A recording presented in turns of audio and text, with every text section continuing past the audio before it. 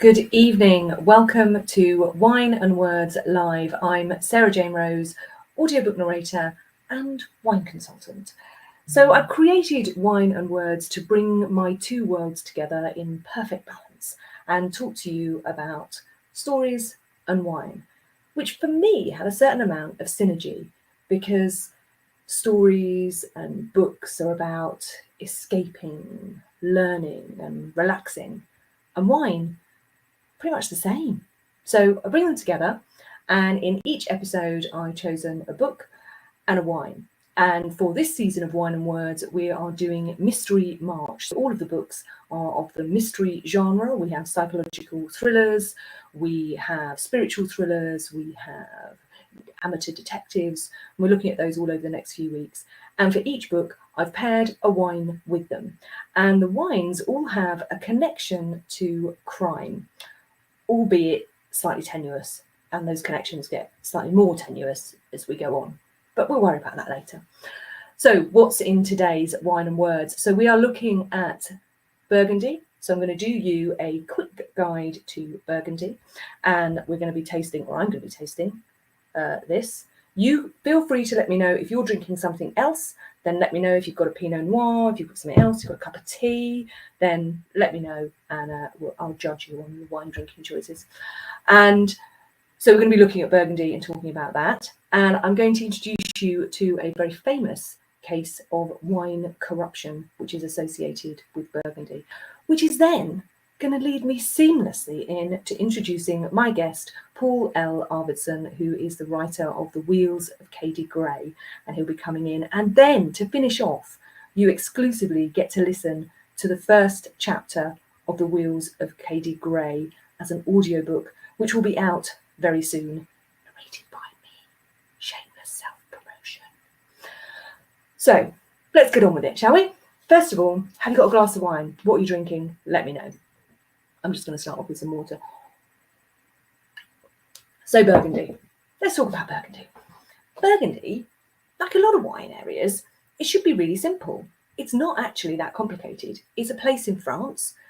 It essentially grows two grape varieties, Chardonnay and Pinot Noir, although they do grow some Aligoté, some Sauvignon Blanc, a little bit of Gamay, but not in huge quantities. Primarily you're looking at Chardonnay and Pinot Noir. Then it's only split into 5 areas. So you've got Chablis, Côte de Nuit, Côte de Beaune, Chalonnais and Mâconnais. So simple. It's not that hard. Why is it so complicated? Why is it so revered? Well, Burgundy winemaking goes back to the 1st century. So it's been around for a long, long time and has this huge, rich history. Also, the soil of Burgundy is particularly interesting because 200 million years ago, it was a tropical seabed. And over time, that's turned in and left this lovely limestone soil, which is what enriches the vines with this amazing minerality and earthiness, which is sort of the mysterious section of the Pinot Noir and the Chardonnay that's grown in that area. And because of that, the growers in the area have a huge amount of respect for their terroir, which is this limestone soil plus the grapes and the specific climate of these specific areas. And you'll find that a lot of Burgundy producers also are already organic and biodynamic and have been for a while because they appreciate their soil and their area so much. But what happens then? So you've got this simplicity, you've got a couple of grape varieties, you've got a couple of areas, surely it's not that hard. But within that you have 84 appellations. So you've got a classification, which is simple: Grand Cru, Premier Cru, Village and Regional. Again, not difficult. But then you've got all these appellations. Then within those appellations, so for example, if you take Echezeaux as an area, which is about 26 acres of area, within that area, there are about 80 different producers producing Echezeaux wine. So you can't even, as a consumer, you can't even go, well, I like Echezeaux, because the wines within Echezeaux are potentially going to be different. And then you've got vintage variation. So that's where I think people start to back away and go, oh, it's too complicated, it's too hard. And it's expensive. Burgundy wine can be very, very expensive. However, if you look at those village and regional wines, you can get wines that are exceptional and beautiful and enticing without having to spend an absolute fortune. So we've got today, or I've got, the Bourgogne Pinot Noir by Parent. This is made, if you can see the little thing, this is in Pommard. And Parent is made by two sisters, Anne and Catherine, which I really like. And Pommard is an area that doesn't have any Grand Cru vineyards. So it means that it's not necessarily as expensive, but it's actually incredibly well regarded and really worth investigating. So Domaine Parent, this is what we've got here. So you can see, I don't know if you can see, so Pinot Noir tends to be quite light in colour, and then it's very surprising how much you can get out of Pinot Noir. So already on the nose, just going anywhere near it, you've got a huge amount of smokiness. This has got a little bit of oak aging on it. You've got a huge amount of smokiness already coming in there. A certain amount of, I'm going to say vegetation, which sounds like a horrible tasting note, but it's earthiness that kind of really brings you in, which I really like. On the nose.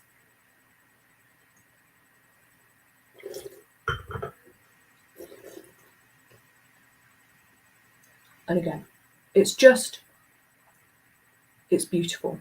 So you've got those lovely, really soft tannins, this wonderful acidity, and this minerality that we talked about to do with that soil, that goes right through the finish, and it's just wonderful.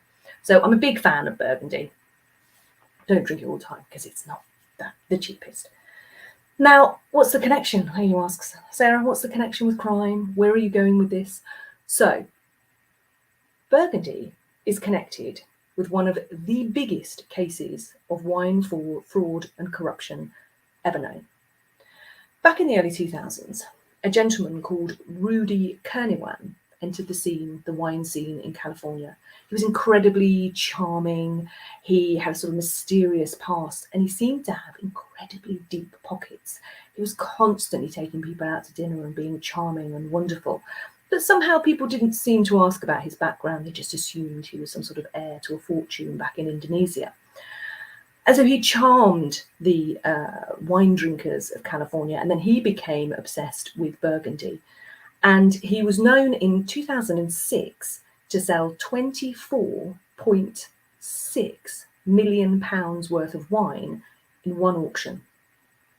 So this is all very exciting, and all the rich and billionaires were buying wine. He was buying and selling wine. It was all very exciting. But then some cracks started to appear. And a winemaker, Lauren Ponso, discovered some of his wines on the market. There was a 1945 and a 1971 vintage of one of his wines that he didn't start making until 1982. So obviously he was like, something is not right here. And he spent years following Rudy Kerniwan until eventually in 2012, the FBI got involved and raided Rudy Kerniwan's house, where they found a huge counterfeit production operation just in his house. And Lauren Ponso said that it was incredible, the detail and lengths that he'd gone to. The paper was exactly the same paper that they'd use on the labels. The ink was exactly the same ink. And because he had such a knowledge of these wines and he was so well regarded, he just got away with it for years. But eventually in 2014, he was imprisoned for 10 years in California for wine fraud. And it's still to this day the biggest case of wine fraud known. There is a documentary which is worth watching if you're interested in it on YouTube. I'll put that in the link on the Facebook group because it's quite fascinating. Now, that little tale of corruption and fraud brings me seamlessly in to my guest this week, which is Paul L Arvidson, who is the writer of The Wheels of Cady. Hi, Paul. Cheers. Cheers. How's the wine?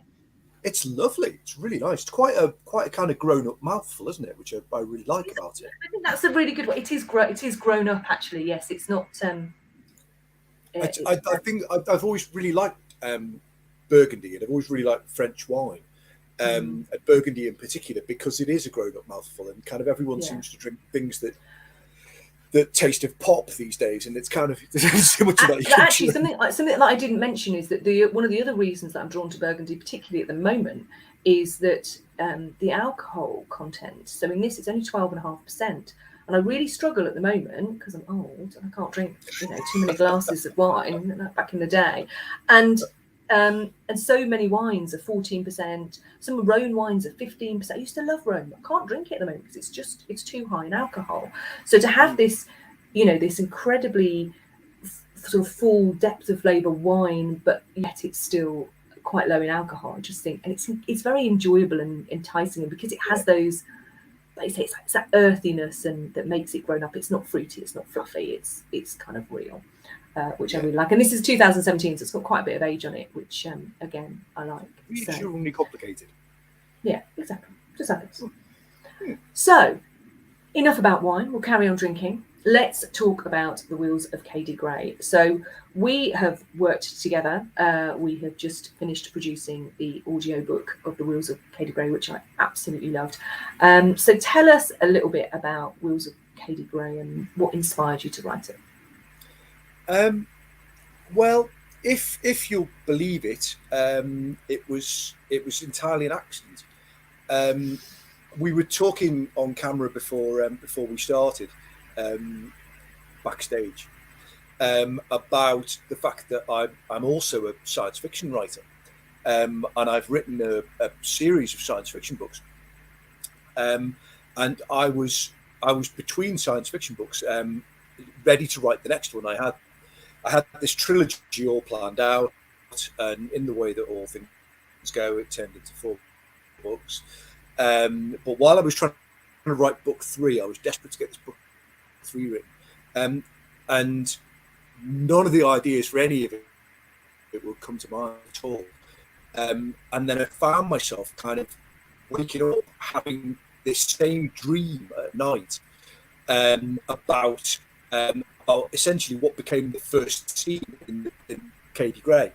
So the idea of this kind of teenage girl in a chair, face down in the mud, with somebody closing in on her, with the intent to kill her. And that image just came to me. And I was kind of, it's like in a park somewhere with a real person, like now. So it was hugely frustrating, I have to say.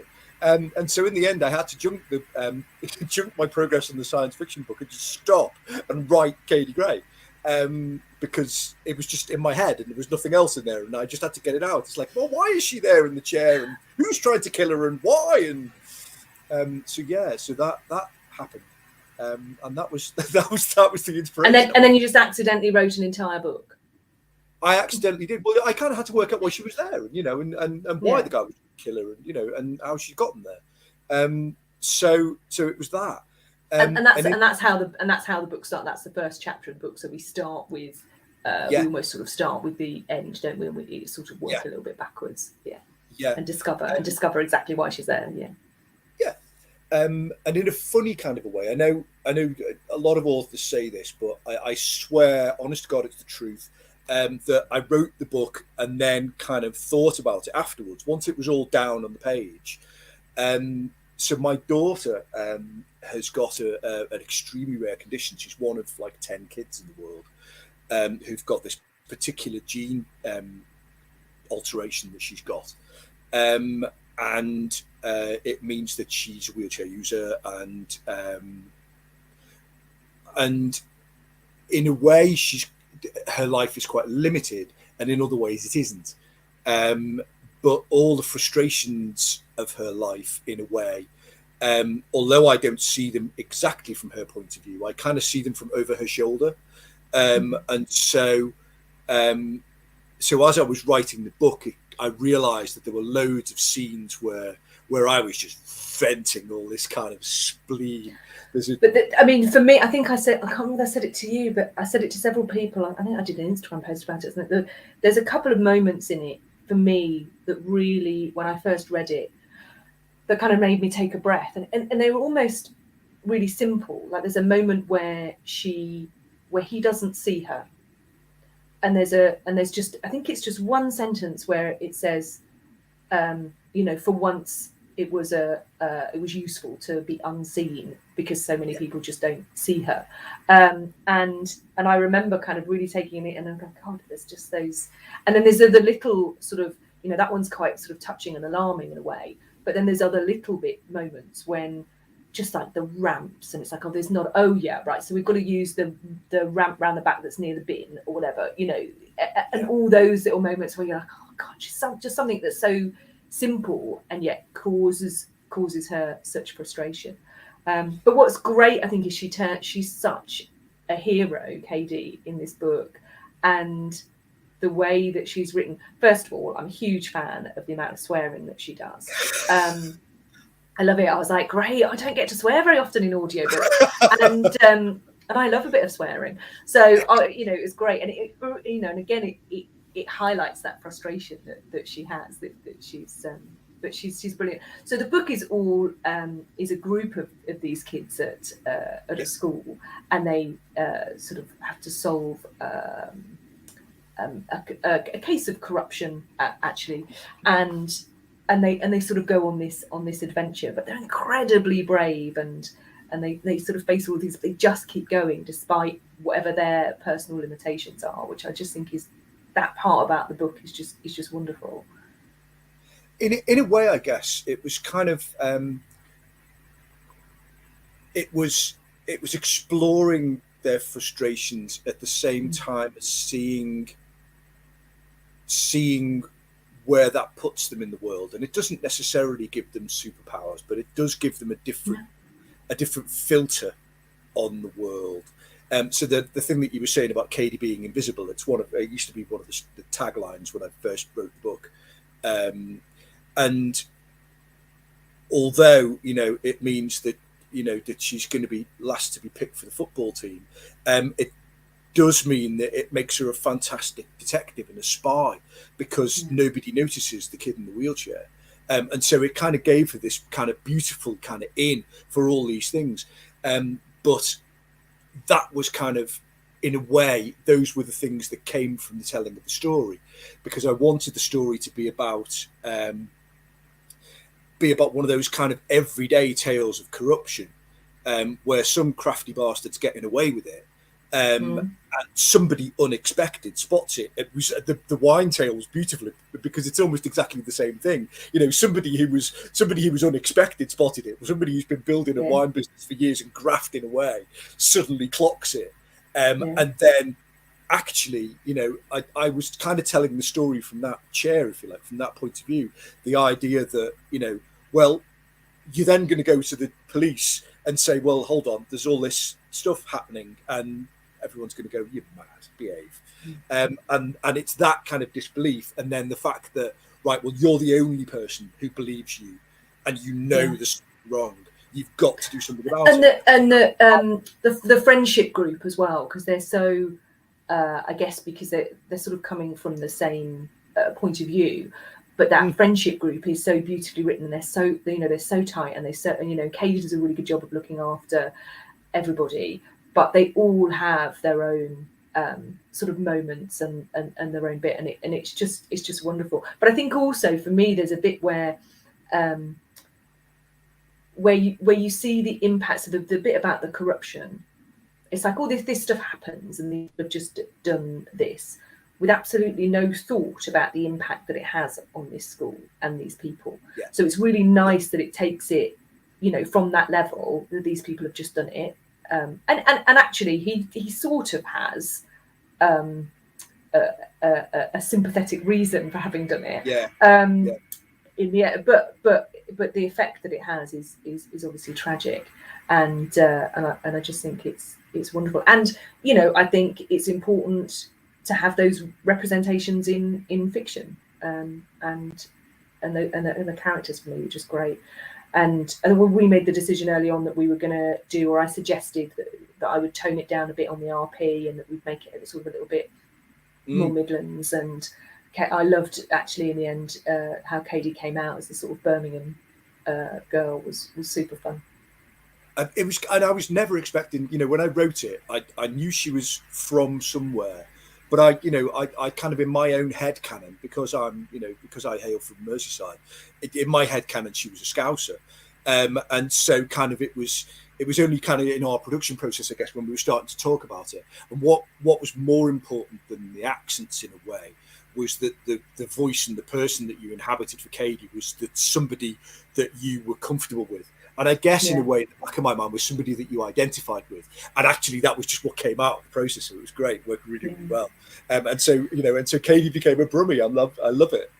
And all the kit, and it was super fun. And it came to me because the Norsefield that's mentioned in the book, which you did, is an area in Birmingham. So that was fun, and I quite enjoy doing it. And on the subject of audio, because you've had your other books done in audio as well. So focusing on that a little bit, what do you think? Why do you think it's important to have your work in audio? Would it have been something that you'd have skipped past, or would you always thought, oh no, there'll definitely be an audiobook? No, I think I've always wanted them to be audiobooks. The science fiction series, the shtick of the science fiction series is that it takes place entirely in the dark. So the entire series is set with no light whatsoever at all. And so all of the characters, who aren't quite human either, have this entire world that they live in, that you explore as a reader. And in a way, it kind of then had to become an audiobook, because the idea of kind of sitting down in the dark with your cans on, kind of having it all just happen in your head, is it became part of how I imagined what the thing was, and so those kind of things I think were really, really important. And if we're all about confession after a glass of wine, then I'm a theatre loving by kind of education. So I spent 3 years at Lancaster and came out with a degree in it, and then went off to become a techie.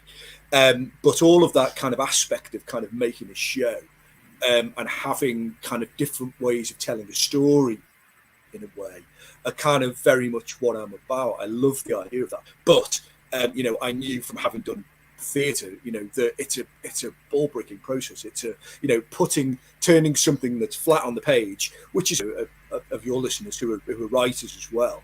It's or have ever thought that they want to write. It's a massive undertaking to have gotten to the end bit of a book is an amazing thing to have done.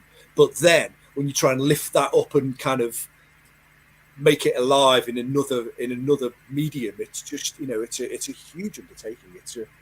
And I guess in a way, you've got to have the thing that I've learned from the process is that you've got to have somebody who does it for a living to do it.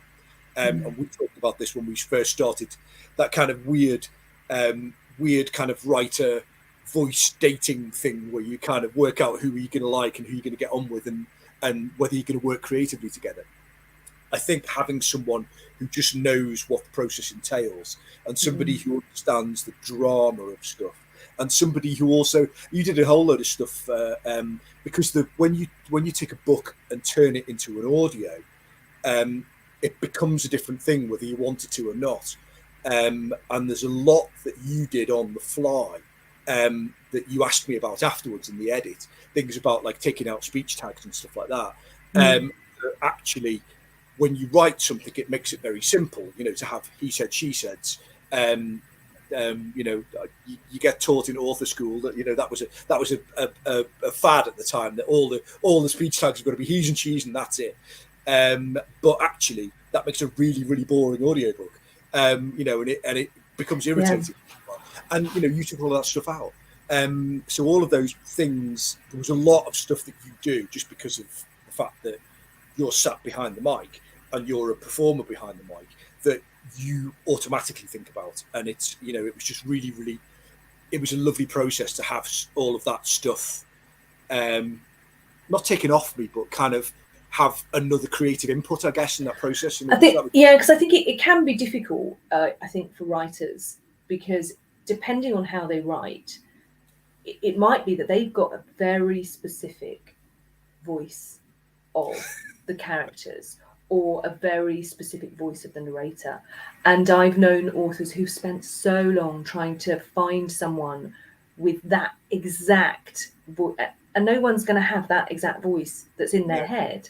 No. So in a way, I think as a writer, if you don't have it, or if you can somehow let go of it a little bit, and as you say, trust the person, choose somebody who does it for a living, and then you'll get a really good experience. But I think, yeah, it can be hard with authors where they're like, I want this to sound exactly like this, I want this to, and then the whole process is going to be tough.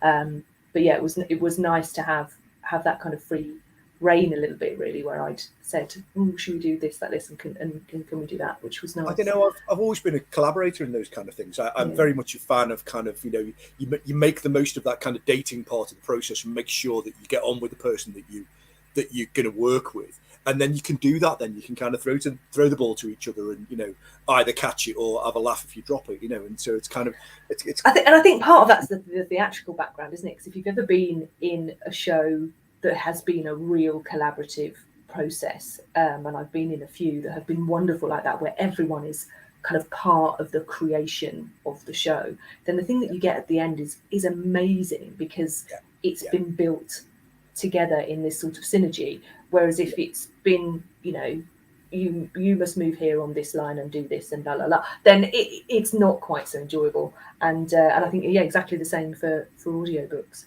I've always been. I have said this before on the lives. I'm a bit of a weirdo in that I don't really listen to music. I always listen to audiobooks, and I always have. So for me, I am epically passionate about them, because I just think it's brilliant. I love them. So brilliant. Can I ask you a question? Yeah. So the flip side of that is that do you ever get kind of where you've got to read a manuscript and you kind of look through it and go, oh God, look at this one? No, that never happens. No, that's never happened ever. In terms of, I guess more, I think in terms of kind of difficulty, because you get ones that are kind of, it's entirely headcanon or it's one or two characters. Whereas I kind of threw you a bit of a curve, I felt, because there's like umpteen characters, and you were talking about the idea of kind of inhabiting a voice. Well, bloody hell, I laid it out there for you, because there's lots of characters. And the thing about it is that I wanted it to be filmic in the way it works in the book. But then I thought, oh God, I've inflicted this on somebody, and they've got like a million characters, and there's kind of scenes that kind of shoot past where there's like 6 or 7 characters and you get one line. It's so much more fun having that.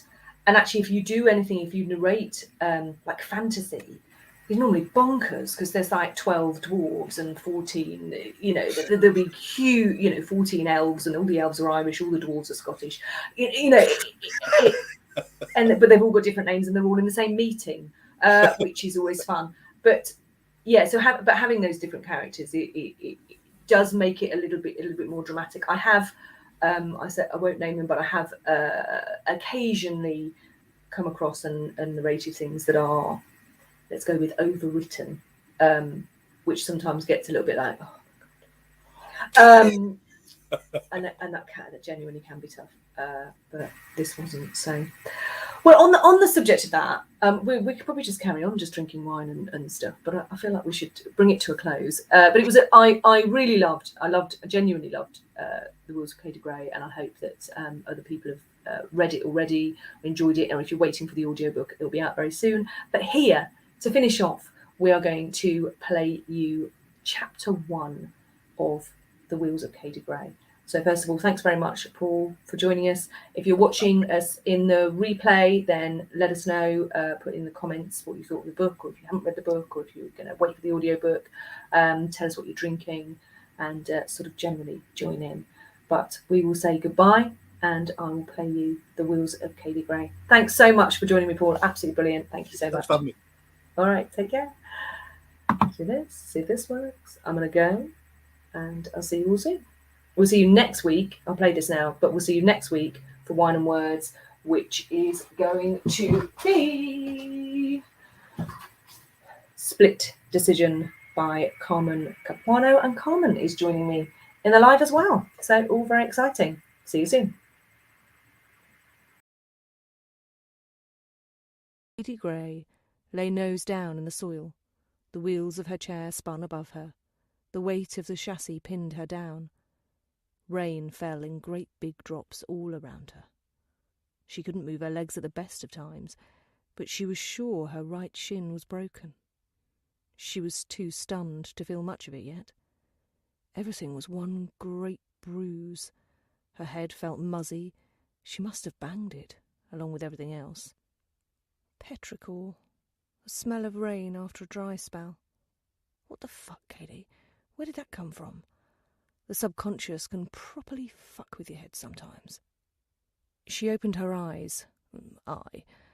Grass and soil close up.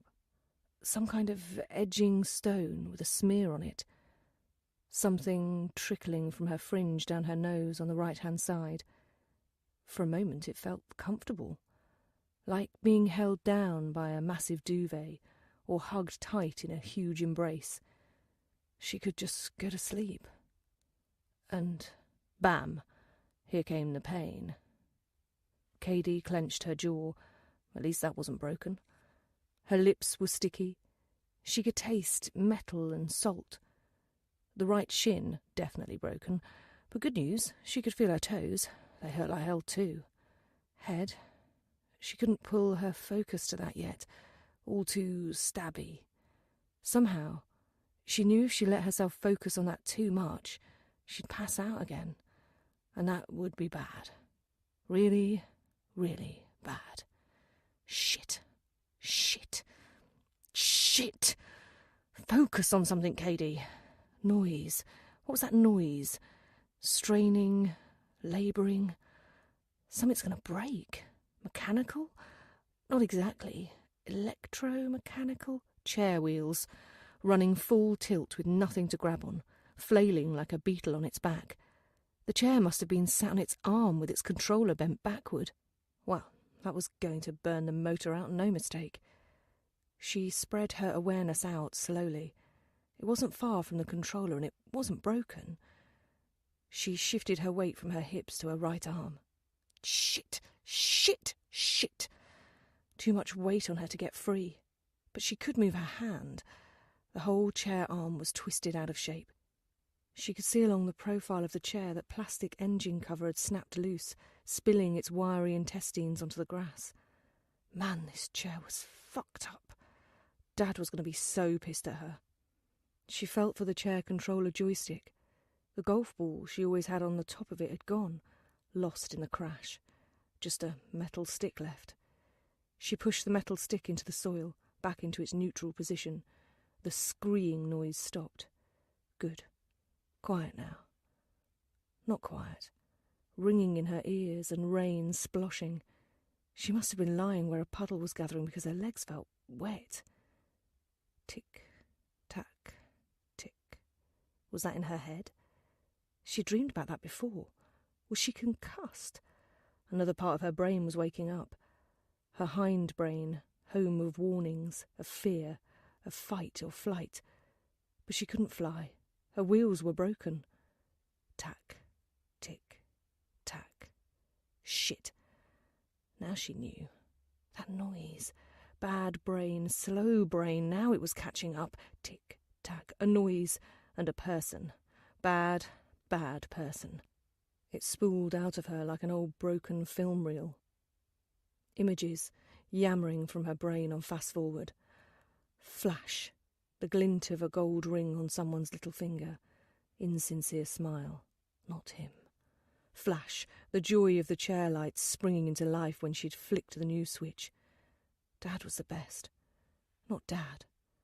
Flash. Bright flash. Muzzle flash. Ringing noise. There. That was it. Flash. Flash. Flash. But only one bang. Ears overloaded in a confined space. Certainly a bang first time. Ears still ringing now. A short time ago then. Tick. Tack. What was that noise? Getting slowly louder, slowly closer. That was important. It was an odd noise, a stupid noise, a what the fuck noise, a lazy noise, a rhythm noise, like a metronome. Tick. Tack. Like blues, a walking blues, that was it, everything, tick. The noise was walking, tack, The sound of those stupid segs on the man's shoes, tack. The man, greasy hair and arrogance, tall Thames estuary accent, tack.